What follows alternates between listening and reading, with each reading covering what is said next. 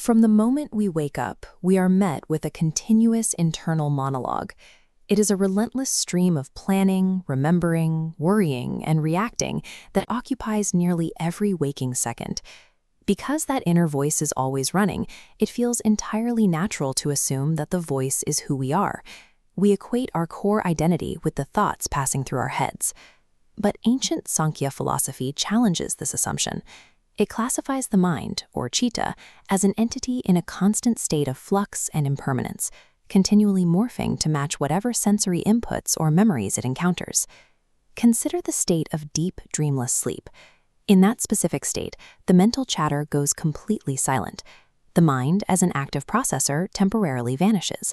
Yet our existence does not cease. If we continue to exist while the active mind is entirely shut down, the mind cannot be the source of our existence. Instead of housing our identity, the mind operates as a highly refined instrument. It takes in sensory data, processes it, and generates thoughts and emotions based on those inputs. Think of the mind as the projection screen in a movie theater. It is a blank surface where constantly changing images and scenes are displayed. A screen receives the projection, but it does not watch the film.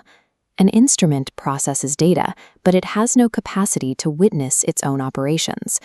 If the mind is simply the screen displaying a reel of temporary data, a necessary question follows. Who or what is sitting in the theater watching the projection? Identifying that unmoving observer is the central practice of yoga. Recognizing the watcher allows a person to step back from the turbulence of the mind and detach from the anxieties it projects. In the 4th chapter of the Yoga Sutras, Patanjali lays out a rigorous logical framework for this distinction. He defines the mind as part of Prakriti, or the material world. As a material object, the mind is not self-luminous. It does not possess its own inherent consciousness, any more than a piece of physical machinery does. It acts much like a telescope. A telescope is a sophisticated instrument designed to gather and focus light, but it relies entirely on an external light source to function. The mind, a reflective surface, borrows illumination from an external light source, bouncing it outward to illuminate external shapes. Isolating this reflective surface reveals the illusion. The mind is so highly polished it appears to glow with its own light, mimicking the actual source. We observe the reflection and assume the mind itself is conscious.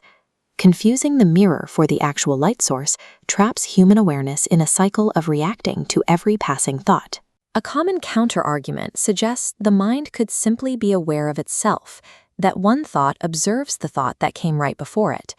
If a second mind is required to watch the first, then a third is needed to watch the second, creating an infinite loop of observation. As the loop accelerates, cognition breaks down. A stable identity becomes impossible when perception requires an endless chain of observers. Swami Vivekananda noted that an endless chain of observing minds would result in an absolute confusion of memory, rendering normal human functioning impossible. Patanjali resolves this in Sutra 4.22 by stating that the chain of observation has to terminate. It must anchor to a singular, unchangeable subject that requires no further observer. That terminal point is Purusha, the true seer. It is the eternal, unchanging consciousness that witnesses all temporary mental operations without ever moving itself. Moving from this logical framework to actual realization requires active discipline. The intellectual understanding of the seer must be applied through rigorous physical and mental practice. Sutra 4.26 defines the exact mechanism for this realization as viveka khyati, translating to continuous discriminative insight. This practice involves cultivating the witness attitude, known as sakshi bhava. A practitioner trains themselves to watch the operations of the mind, the anxieties, the planning, the memories, without becoming emotionally entangled in them. Sustaining this objective observation builds a wedge between the true seer and the mechanical mind, forcing them to operate separately. Through that active separation, the false ego loses its grip, allowing the practitioner to reclaim their independence from the constant fluctuations of the material world. The text acknowledges the sheer difficulty of this discipline. Whenever a practitioner's vigilance drops, dormant impressions, or samskaras, breach the surface of the mind and pull them right back into false identification. But when discriminative insight is firmly maintained, an after state is reached. The mind stops acting to preserve its own dominance. Realizing it is merely an instrument, the mind bends its entire operation towards facilitating the practitioner's freedom rather than distracting them. With the false ego dissolved, consciousness stands on the precipice of its ultimate state, a total separation known as Kaivalya. We will examine that final threshold in the next episode.